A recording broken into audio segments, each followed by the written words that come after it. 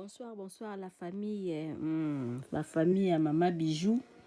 Mama Bijou aeka ko annoncer bino nouvelle moko ya kitoko. Kala mingi te sur notre chaîne. Bijou d'or TV la patronne. Tozo banda ba filme. Filme na biso ya liboso. Et kozala suka na film. Ezali histoire vraie. Donc, titre ya film la biso ezali Mwasi Mabe. Donc, Mwasi Mabe a BBC réputation ya Londres. Donc, vous allez toujours branché na Bidor TV, vous allez jamais d'ici. Si vous s'abonnez na Bidor TV, Mama Bijou za ko invité yo s'abonner na Bidor TV, fina cloche na notification.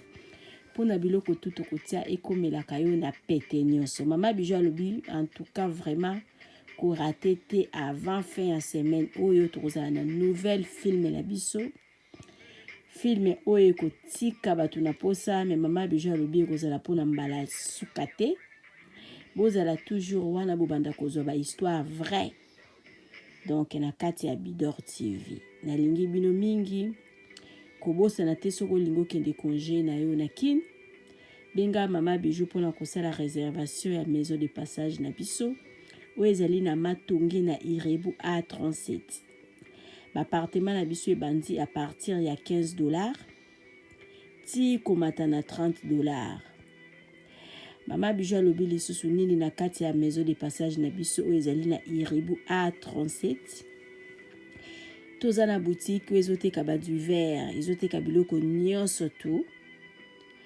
Na kati ya maison de passage na biso tozali na facilité yako sala anniversaire na kati, anniversaire ya moi 15 personnes, oye okosala yango kuna soko lingi ba mama balambela yo, toko salela yo traiteur anniversaire na yo ekoleka malamu. Bozala toujours na Bidor TV, bozala jamais d'ici, Mama Bijou za ko invité bino, bo s'abonner massivement.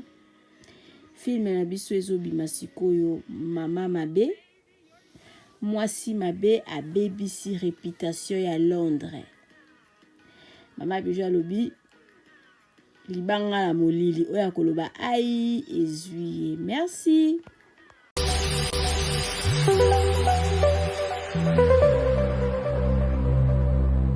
Eye na kati ya matonge. Obizoni ozona filore boutique. Tokota na biso tolata. Voyant simba mbogartala. Hey! Ezali na ndenge na yo mwani. Balobi tokota lelo obizoni ozona filore boutique. Tokota na biso tolata. Voyant simba mbogartala.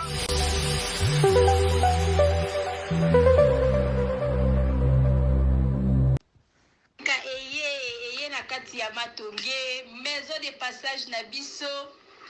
Maison de passage na biso ya goyo, maison de passage na biso ezana ba climatiseur, ezali climatisé. Maison de passage na biso ezana matonge na Irebu A37. Maison de passage na biso tozana ba appartement où ezali ya 2 chambres, salon, cuisine. Tous les 2 chambres wana ezana ba toilette na kati. Maison de passage na biso tozali na appartement oyo ezali kaka salon, salle de bain, chambre na cuisine. Tozali lisusu na appartement na biso oyo ezali appartement ya pamba lokola chambre na toilette. Toilette na oyo salle de bain na ona kati. Chambre oyo ezali ya pamba oyo ezaka na salle de bain okoyamba bapaya na yo na kati. Chambre oyo ezali chambre salon cuisine, salon ezali ya munene comme okoyamba bapaya na yo na kati, comme okoki koyamba bapaya na yo libanda. Mai na biso ebimaka kitoko. Courant na biso toza na balune ebele. Toza na groupe na biso soki courant ekeyi totie essence na kati ya groupe. Ndako na biso ezali sécurité, ezala sécurité ya makasi.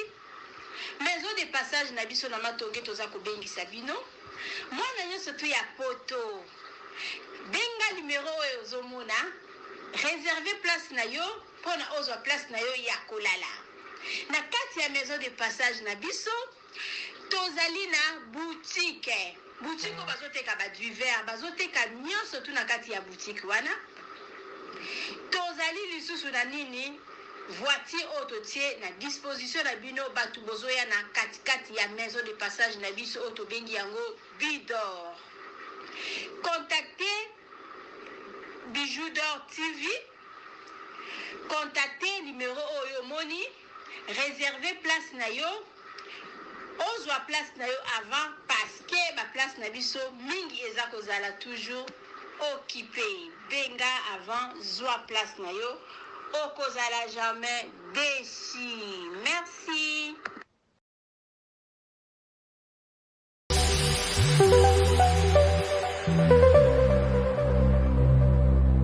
Obisonyo zona bilore boutique Tokota na biso tolata Voyant simba mbogartala Hey!